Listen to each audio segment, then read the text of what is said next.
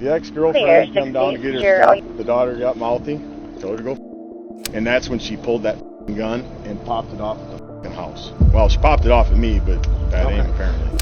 So he basically starts yelling at my sister, and that's when my sister said she was gonna go over to get the gun for the bullet. He went to the back of his pickup, grabbed a hammer, put it through the windshield right by my head, and that's when I opened the door and I fired it. Tuesday, March 7th, 2024, Monroe Charter Township, Michigan. That afternoon, a family dispute escalated into gunshots fired outside of a home on Birchwood Trail, turning a private argument into an investigation for one of the most serious offenses in the state's criminal code. But what triggered the conflict, and why did a family dispute escalate into an attempted murder charge? I'm Tyler, and this is your Daily Dose of Crime. Get your Daily Dose of Crime every single day at 3 p.m. Eastern, and we're turning it up. 2 videos per day. Don't miss a single moment and tune in. What's your name? Justin. Yeah. Did you call? Okay. What's going on? No. The ex-girlfriend come down to get her stuff. All units are doing normal traffic. And her and the daughter got mouthy, told her to go, and she told me she beat my ass. You told your ex-girlfriend's daughter that? Yeah, go f herself. Okay. I'm not gonna put up with her mouth. So Where's this gun at? She's got it. Oh, she still has it? Oh yeah. Yeah, they got it. The female has to go just report that with pistol.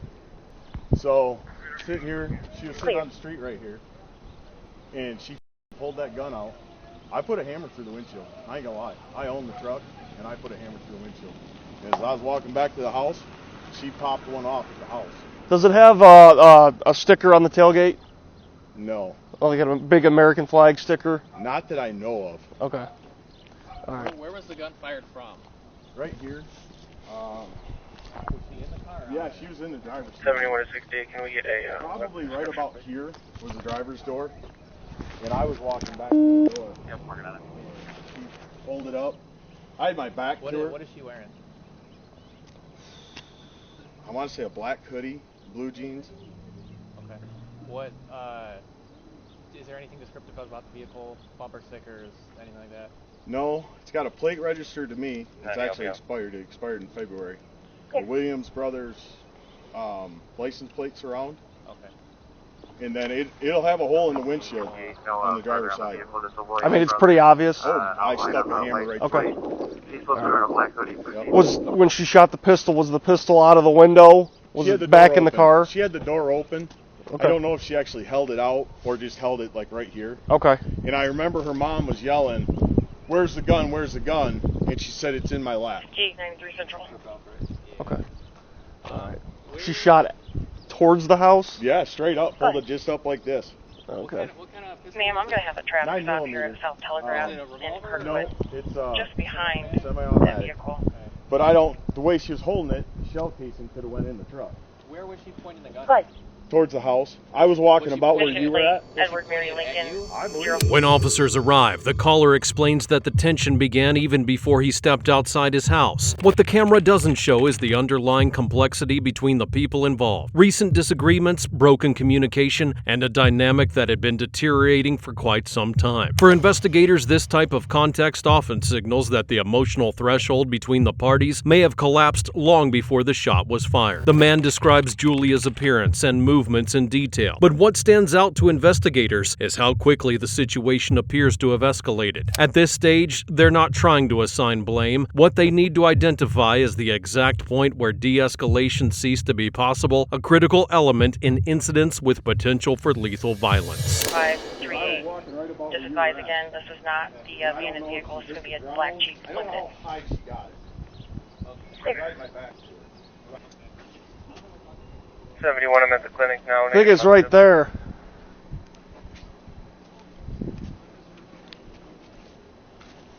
Oh yeah. Right there. Right there. Here. You got your ID on you? Could you grab that for me? They have 2 guns in the vehicle in the back seat. Okay. Make sure they're both inside. Okay. There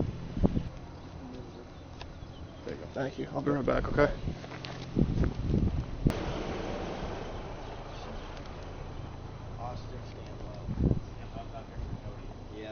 Yeah, I was like, yeah, my boys rolling. I know you. Quick. Do you? You must.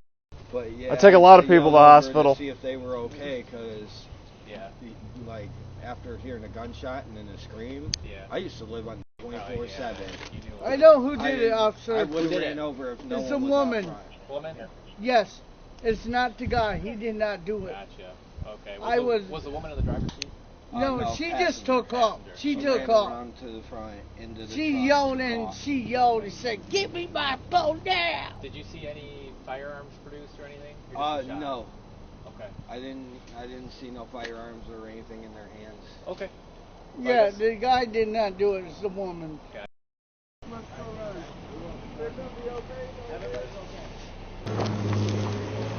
All right, so let's start over at the beginning. Why was she here today? Get her stuff. To get her stuff. Yep. Okay. So, are you divorced? We were just dating. Just dating. Yep. Okay. What's her name? The girlfriend, ex-girlfriend? Yes. IE.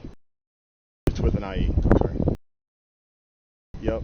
And then her last name is hyphenated. Could you spell that? Okay. So she comes over here to grab her things. Yep. And Who's in the car? Who's in the car with her? Her daughters, Julia, and they were in the house helping them. They were getting their stuff. They lived here too. Okay. So does her daughters go inside then and they start grabbing her things? Yeah, they were inside for an hour and I were talking. And as they were getting ready to leave, she said something. I didn't catch exactly what she said. It was something in a tone. I said, "You know what? F you. I'm done with you're 18." Said that to you? No. Julia. I'm sorry. Julia. I'm sorry. Julia said that to me. I said, "You know what? F you. I'm done with your. I'm not putting up with this anymore. I'm not putting up with your mouth." And she said something and slammed the door. I went and opened the door. Her mom held the door shut. She was trying to get back in the door to me. Julia was? Julia was. I don't know how she didn't break the window on the screen door. Okay. I mean, she was hitting it hard. And she's like, "Come on, mother, let's go. I'll bust your." And she says, "I'll shoot you." Actually, she said that first, and then she said, "I'll shoot your." And her mom was trying to get her in the truck. Julia said that she was going to shoot you? Yep. And And trying to get her back to the truck. trying to get her in the truck. She said, "Go get in the truck." She said, "I'm not leaving until you come away from that door." She's like, "I don't trust that piece. He'll hurt you." And I was trying to get out the door to her, though. The daughter, I ain't gonna lie. I was gonna put a whooping on her. And her mom wouldn't let her out. So she went, she said something again and walked to the truck, and her mom come down off the porch, and I come out here, I was mad. So when I did, I opened up my tailgate, and I'll even show you. I grabbed this hammer and I put it through the windshield of that truck. I own the truck. The truck's in my name. Okay. So I put that through the windshield, and that's when she pulled that gun and popped it off at the house. Well, she popped it off at me, but that ain't apparently. When pulled the gun out. Didn't. Julia did. Julia did. Julia okay. did. When Julia pulls the gun out, is she in the vehicle? Yes. Okay, so she never stepped out with the handgun? She sat right in the driver's seat. Okay, so she was driving. Yes. She sat in the driver's seat with the door open. Never got out of the vehicle.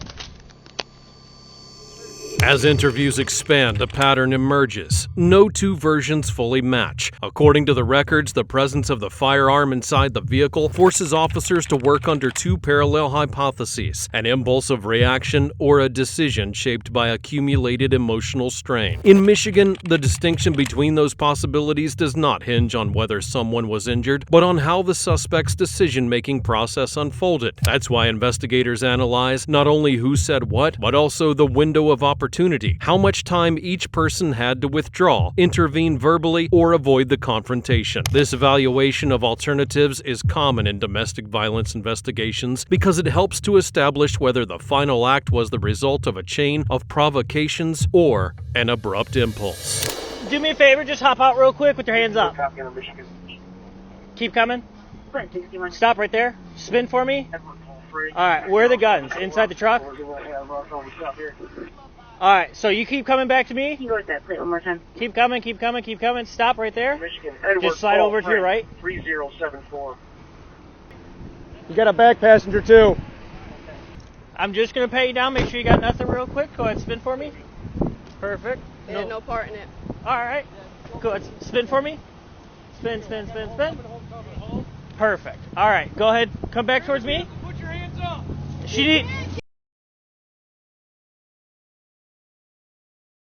Or just relax, okay? Just listen to my partners.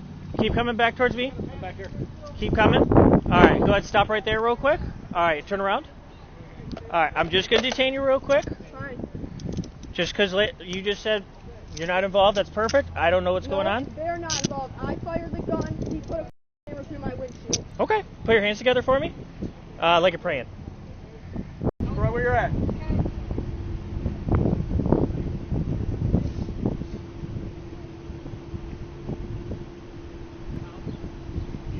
I'm going to just clear this the best I can. Just watch me. Step out for me, okay? Yep.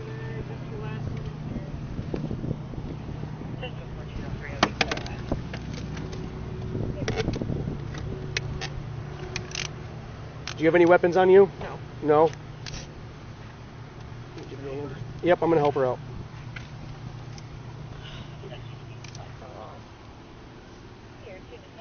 I want to call 1 detain for me too here.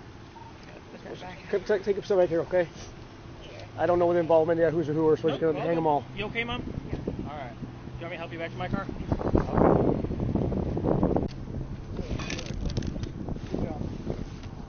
I have no idea what we got. That's fine, dude. It's gonna maybe be under that seat, under the dog, but just. Dog okay? They said to be careful of the dog. Yeah, he seems all right. Basically, because we got a complaint of somebody fired a gun, and then obviously something happened. Now, is it your daughter or friend? Okay, perfect.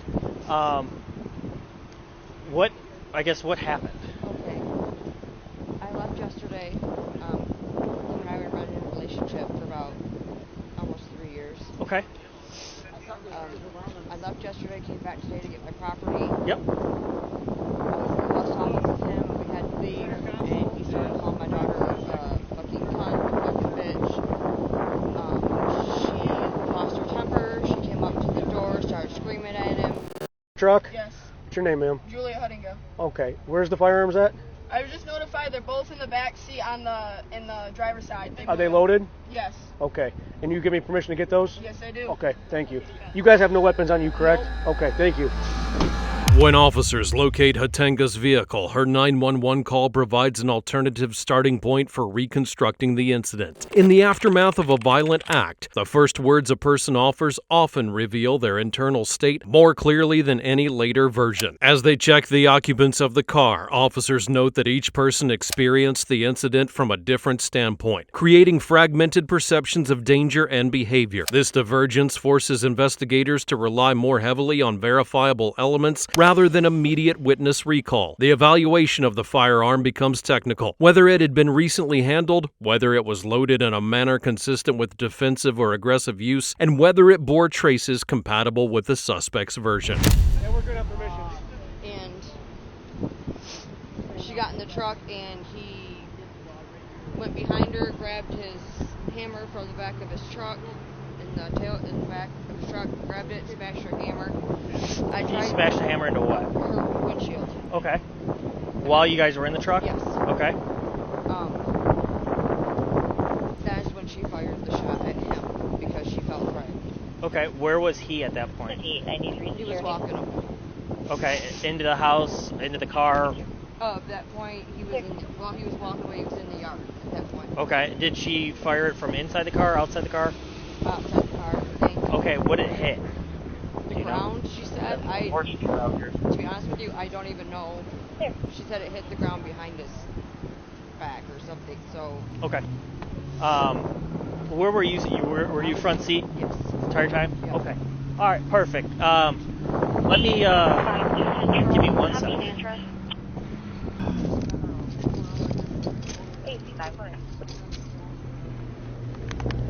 I'll be at 412 East Chester for a dog hunting charge. Dogs friendly? What's the guy going on with it? Like leg issues? They just said to be careful. What's the dog got going on? What kind of medical stuff? Oh, he had like a tumor lump cyst he had removed. Didn't really bite it. He won't nip at us or anything. Well, You don't know. yeah, he's a little protective. I won't know till. Is there somebody that we can call to get the dog for now? Maybe. That's not him. Okay, but he does have a semi pickup. Okay. Kenworth black that says Expedition Enterprises. Somebody's coming right now for this. No. She thought that was the other half. That was him. He has the same exact black truck. Okay. What's going on? When was the point when you struck her windshield with the hammer? Was it after she started making threats to you? Mm-hmm. Okay. Yeah, because they were taking that truck. I'm like, well, f*** you then. I'm done with you. It's my truck. I'll destroy this before you get it. And I got one hit in the windshield. Pulled that gun. Did you ever see the gun at any point? Oh, yeah. Yeah, because as I was walking this way, I turned around, and she had it up like this. And I said, you ain't going to do that. And I turned around and kept walking. Okay. Do you know whose gun that might be? Charlie, Do you know what kind of gun it is? A Smith & Wesson, Glock, Ruger? She had 2 9s. I don't know which one she grabbed. I know one is a Hellcat. I can't remember what the brand is for the Hellcat. Clear. That's a Springfield. Springfield Hellcat? Okay. And I don't know what the other one is. Is Julie and the other one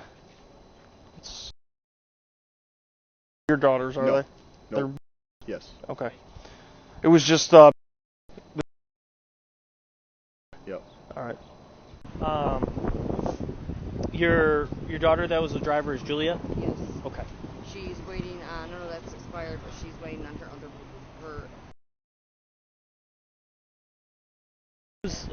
Whose guns are they? They're your guns? Yes. Okay. Court documents indicate that tensions amongst the involved parties were not new, even though they had never been formally reported. For investigators, that lack of prior documentation complicates the assessment of whether the incident fits into a long-standing pattern or represents a sudden rupture. As interviews progress, the discovery of additional firearms inside the vehicle takes on legal significance. In Michigan, each firearm is analyzed individually, not only to determine licensing status, but also to assess whether its presence increased the objective risk to the situation. Investigators must also determine who had effective access to each weapon, since this may influence charges like constructive possession, a legal doctrine that assigns responsibility even when a person is not physically holding the firearm. Okay. Do you want to prosecute? Yes. Okay. Yeah, I do. If it was just a wave a gun and leave, no. But when you actually pull a trigger in my direction, oh yeah. Yeah. Because I'll be honest with you, if I had a gun, I would have turned around and started shooting back. I mean, that's right or wrong. At that point, I was in fear. Yeah. You know what I mean? And I'm not saying I would have been right to turn around and start pulling the trigger, but I mean, Jesus. I mean, you had your back turned. You didn't know. Exactly. Right? I didn't know until I heard it. Because honestly, I did not think she'd have the balls to do it. You can stay there. My partner's going to have one of you step out and then go in his car. I don't care who. Do you have an ID on you by chance? I'm only. I'll probably just have you hop over in his car so I can give him the ID once he... Is she being arrested? My mom? Alright, she needs her phone. She needs to make call to my grandparents. You're good. You're good. There's no one down here. She needs my grandma or my grandpa down here now. Or my uncle. Okay. She can't be alone. We can get all those arranged. It's not a problem, okay? Can I ask why she's in cuffs? Your sister? Mm-hmm. I think it's just because we didn't know what was going on. Alright, well, I was the only one that fired the shot. They had no part in it. Okay. She'll be out of cuffs immediately. Okay. I just gotta figure out if he's lost or... I mean, he's one of these 5 cars, so... And can I know if he's arrested or not? I don't know if anyone... I think 1 car's over there right now. That's all we have. But I'll let, once my partner gets over here, he'll talk to you, and then you guys will go from there, okay? Okay.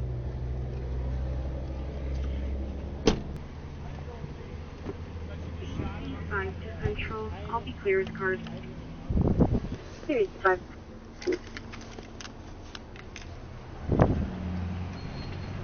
Hey, do you have a concealed carry weapon permit? No, I don't. I don't know anything about You're good. Who are they? You bought him registered to you? Yes. Okay. You guys just kept him at the house? Yeah, he cannot have firearm guns. He has a felony. Got it. Makes sense. Like years and years ago. And we were just trying to get. I was trying to get him out of there because. 5886 transport on. And I didn't. Sure. How long have you guys been in a relationship?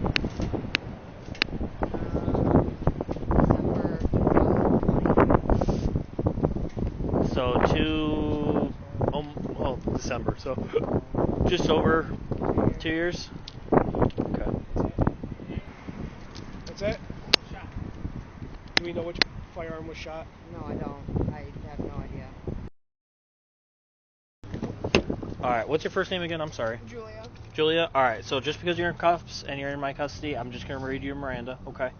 You have the right to remain silent. Anything you say can and will be used against you in the court of law. You have the right to talk with a lawyer and have him or her present with you while you're being questioned.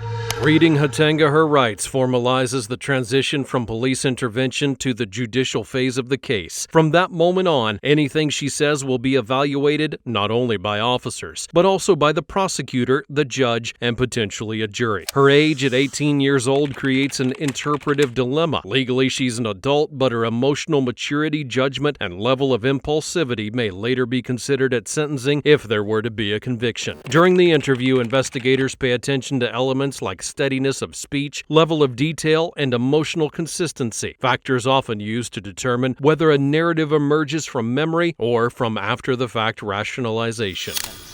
Do you understand these rights that I have read to you? Yes. With these rights in mind, will you be willing to talk with me? Yes. Okay. What gun was fired? Do you remember? I cannot tell you. I just grabbed a gun. Okay. You remember the make, model, if it had a flashlight, didn't have a flashlight? I can't tell you. I just put him in there. We got an altercation at the door. My mom was trying to keep him from coming outside. I knew if I turned my back, he was coming out the door after me, so I went and grabbed the gun. At that point, he grabbed a shotgun. So my mom walked away. I still had the gun in my hand, where he went to the back of his pickup, grabbed a hammer, put it through the windshield right by my head, and that's when I opened the door and I fired at him. Okay. Well, I'm going to have you hop out real quick. You're going to sit in my partner's car, and then I just Mirandized her. Oh, did you? Yep, just okay. right now. So we'll go back over to, what side do you want? So just explain to him exactly what happened from A to B, Z, whatever you want to call it. I got your head. She said she's good to talk with us? Yep. Yep. Looking at you more as a witness right now, but you're not free to go at this moment, okay? So I'm going to read you this thing. If you have any questions, let me know. Are you familiar with your Miranda rights? Okay, I'm going to read this to you. If you have any questions, let me know, okay? All right. You have the right to remain silent. Anything you say can and will be used against you in a court of law. Do you wish to talk to us after understanding those rights? Okay, how old are you? So you have to remember that we were not there, whatever happened, okay? So I'm going to ask you to explain to me what happened, but I need you to start from the very beginning, okay? And before I even get you in there, how do you know the two girls that you were with? That's my mom. Biological mom? Yeah. Okay. That's my sister. Biological sister through the same parents? Yeah. Okay. So now that I understand that, tell me what happened and what built up to this. Really, all we wanted to do was just get our stuff and, like, leave and go see her grandparents. Okay, so now when you say we, that's mom and sister and you went back to that trailer today to get your stuff. Where have you been staying up until start staying there? Like Saturday night. Okay, why are we not living at the trailer? Because they got into an argument. They, again, who is they? Mom and my stepdad. Okay. Are they married? They were going to. They're engaged? Yeah. Okay, but not married? No. Okay. So Saturday you guys go to stay with grandparents from now on, okay? Yeah. So you come back to the trailer today to get some belongings, right? Yeah. Okay, what happens when you're there getting your belongings? It was just like, we were just in getting just some stuff, that's all we needed. Is that all the stuff that's in the back of that truck? Yeah. Okay. And we, my mom told me to Illinois trailer plate. get out of the house because she didn't want me in there to see all of that stuff. What was all that stuff going on? Like, they were arguing and... Was it physical at all? No. So mom and stepdad were, or soon to be stepdad were just verbally arguing, is that fair? So she tells you to get out of the house? Yeah. Did you actually go out of the house? Yeah. So you didn't actually see any of the arguments there or anything like that? No, but I heard it when I was standing outside. What did you hear? All I really heard was like my sister's name, and then him just yelling at my mom, and that's really all I heard. But again, you didn't hear any crashing around or gunshots or anybody doing anything crazy, just yelling at each other, having a marital argument, if you will. Officers verify that no prior protection orders existed between the involved parties. In domestic violence investigations, this detail is relevant because it helps to determine whether any documented risk existed beforehand. In this case, the absence of formal alerts contrasts with the interpersonal tensions acknowledged by the participants. As Hatenga expands on her account, investigators analyze how she articulates her perception of danger. In Michigan, the reasonableness of fear is a key standard in any defensive claim. They evaluate when she identified the threat, how she describes her reaction, and whether less extreme alternatives were available. This analysis does not seek to assign guilt in the moment, but to determine whether the use of the firearm aligned or failed to align with an objective standard of necessity. Okay, so then what happens? So my sister goes up because she wanted my mom to come out of the house. Sister was outside with you this time? Yeah. She goes into the house at this point? Yeah, she wanted my mom just to come out and leave so we can just leave. Yeah, just be done with the argument, let's go, right? But my walked out behind my mom. You said yeah. Is that stepdad's name? Okay, so walks up. Sister goes up, tells mom, hey, let's go. Mom starts walking out, is that correct? Yeah. Then follows? Yeah. Now you guys are all outside. Yeah. Whereabouts outside? Are you on the porch? You in the yard? You in the driveway? We were on the porch. Okay. Is there argument still continuing in there? Yeah. Okay, but it's just mom and stepfather involved at this time still? No, it was all of us involved at this time. Everybody arguing amongst each other, or everybody arguing with? Just like with. So you and mom and sister kind of on the same team, if you will, arguing with, right? Yeah. Okay. Tell me what happens next. So he basically starts yelling at my sister, calling her names and all that. What's he calling her? Like just being very vulgar and rude? Yeah. Okay. And that's when my sister said she was going to go get the gun and put a bullet between his eyes. So she said, I'm going to go get a gun and put a bullet between his eyes? Yeah. Start writing stuff down. Okay. Has any mention of guns or any mention of physical violence occurred at this point? Other than what sister said? No. So she's the one that kind of initiated the escalation of violence, correct? Yeah. Okay, so she says, I'm going to go get my gun. Do you know where the gun was at? At first it was in the middle console. Of the truck? Yeah. Okay. But I took the other one out of the middle console, so they both couldn't get to it. Where did you put that gun? They were both in the where I found side. them? In the back of the seat there? Yeah. So you would actually move those to keep everybody safe? Yeah. Okay. But, again, so while you're on the porch, sister says, I'm going to go get a gun and I'm putting a bullet between your eyes. Yeah. Did she go and get that gun, or how did you... She went to get that gun, and I was trying to get my mom... Did she physically walk from the front porch to the truck looking for that firearm? Okay. Then what happens? That's when she started pushing the door on my mom, because... They began pushing the door on your mom? Yeah. The front door to the trailer? Yeah, because she was in the middle between me and Julia. Okay. Trying to keep us apart. Okay. Then what happens? So we just started telling her mom just to get off the porch and get into the truck. And then I would deal with Julia, but she didn't really listen. She's what? She didn't listen. What did she do? She just stood there and started yelling at my sister and told us to get into the truck. Okay, so then what happens? That's when we refused to get in the truck, and... You said we refused. Who's we? Me and Julia. Refused to get in the truck? Was Mom in the truck already? No, at this point she wasn't, but my mom started walking down as soon as my sister went to get the firearm, and then that's when Julia went to his truck and got a hammer. So hang on, you guys, you lost me a little bit. So you guys are on the porch arguing, and starts closing the door on Mom, get off the porch, leave, that kind of thing. Yeah. You and your sister refuse to go to the truck and leave, right? Yeah. Mom is still on the porch with you this time? So then the three of you go back to the truck, or is that not correct? That's when my sister went to the truck. So she goes to the truck alone, grabs a gun. Yeah. Does she actually grab the gun? Yes. What does she do with that gun? She just cocks it, and that's about it. She cocks it. What does cock mean? Just like, I don't know, like So on the top of a gun is a slide. In order to Yeah. actuate a firearm, you got to pull the slide back. Is that what you mean? Yeah. Very She good. Put a round in the chamber? There was already a round in it. Did the one round fall out then when she did Yeah, that that? explains the full one on the seat. Yeah, I think so. Okay, so she racks another round, if you will. That sounds right? Yeah. Okay. Then what happens? Where's the gun at? Is it in her hand? Is it on her it's- side? Is it it's in pointing her at hand. people or what? It's in her hand by her side.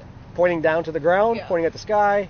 Down to the ground. Okay. Then what happens? Then that's when my mom comes down off the porch and tries to stop my sister, but so she turned around, went back to the truck, kind of just like fine, let's go then. See, you say that she, mom or sister, says like fine then. My sister. Sister, she says fine, that's whatever. Does she get in the vehicle? Yeah, she Where does. at in the vehicle does she get? She Back gets in seat? the driver's. So she drives this truck? Yeah. Okay, she hops in the driver's seat, and then what happens? And then that's when she went to the back of this truck, grabbed a hammer, and hit the windshield. Okay. Well, where's the gun at when you guys got back in the vehicle? Where did your sister have the gun? She had it like on the driver's side seat. Like between her knees or on the seat or in the cup holder or I what? think it was in between her knees. I didn't really see where it was at. On her person though, I mean, more or less? Okay. So then Jason goes to his truck, and the back of his truck he pulls out a hammer. Yeah. What does he do with that hammer? He smashes the front window. Goes a bead line right from the truck right to the front of the vehicle and smashes the window. Yeah. One strike? Yeah. Okay.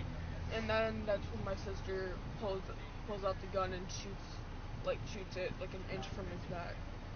How far from the truck? I mean, let's pretend that you're in the driver's seat. How far was from that driver's seat? About 2 feet. So how did she miss? I'm not sure really. Did she have intentions to shoot him? 5847. Never before, but at this point she kind of just got. Do you believe that she was going to shoot him? Yeah. That's what. Okay, and this is again in his back, correct? Yeah, but me and my mom kind of like was like pulling her down. In the car? Yeah. Holding her. So she was While she she was attempting to shoot, you guys were grabbing onto her. Yeah. So she didn't hit him at all. Do you know where the round went? No. Okay. Has your sister ever made any talked about this in the past, or she's never made mention that she's going to hurt him or hurt anybody else or herself? No. You ever known her to shoot a gun at anybody else? No. What's your thoughts about things today? Who's at fault here? I'm not really sure. That's a fair enough. You don't owe me anything, okay? I mean, is this just because of the heat of the moment? His sister just worked up. There's a lot of emotion going on. Yeah. This is new for her then, huh? It's just like we're all worked up and kind of just got into arguments and all that. All right. Is there anything else that I haven't asked you, my partner hasn't asked you, that you feel that you want to get off your chest or talk to us about?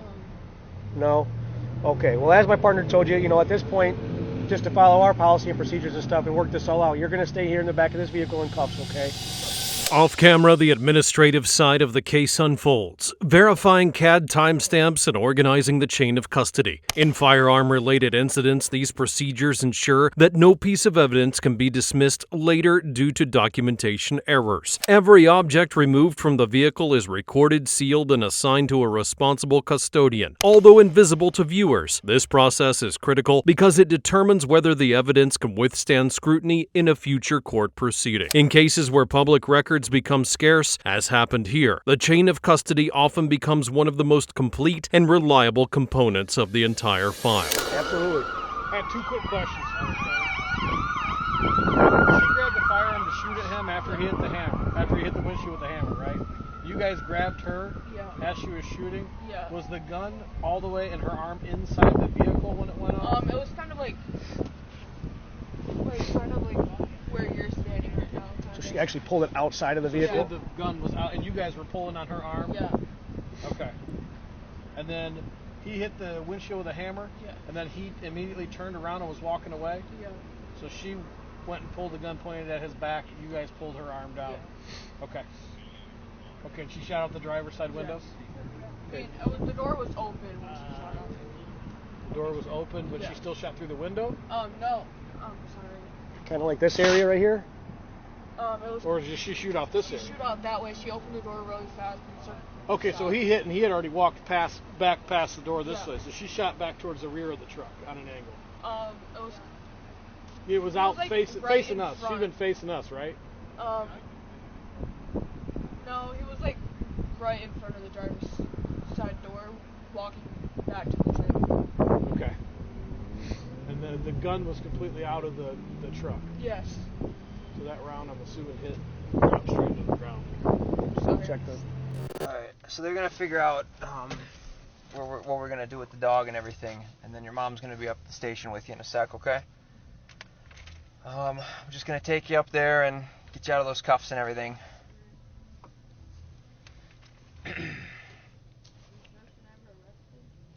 Huh? Honestly, I'm not sure. We got other units out there that are dealing with him right now, and there's other people right now. All I know is just what we're doing right here, but they definitely got him held right now. What's that? Oh, yeah. Nope, they're,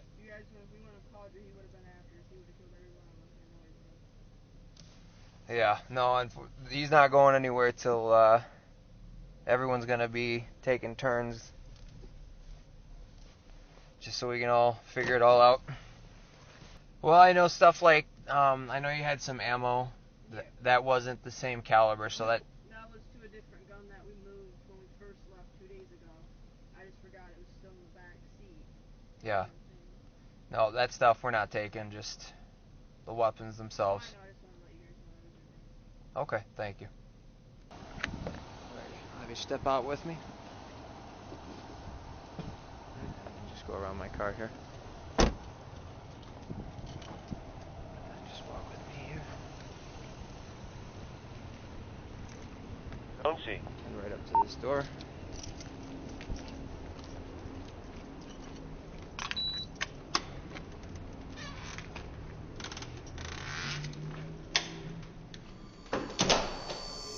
As the case moved through Monroe's District Court, Julia Rose Hatenga was formally charged with assault with intent to murder, 2 counts of felony firearm, and carrying a concealed weapon. Prosecutors requested a $250,000 bond, reflecting the seriousness with which the incident was treated. With a probable cause conference and preliminary exam scheduled, the case appeared headed towards circuit court for potential trial. However, after that initial stage, the public trial of the case grew faint. Neither my court nor county records released any further updates, an uncommon outcome for a case that involved violence and multiple serious charges. In Michigan, gaps like this often point to unannounced plea agreements, sealed hearings due to family involvement, or files transferred into restricted court tracks. What remains clear is the legal exposure that Hatenga faced, a potential life sentence or any number of years for the primary charge, 4 mandatory years for the felony firearm counts, and up to 5 additional years for carrying a concealed weapon. With no recorded resolution and a severe charging framework, the case stands publicly as an open-ended file, a gunshot with no physical injury, yet one of the most demanding prosecutorial responses available under state law.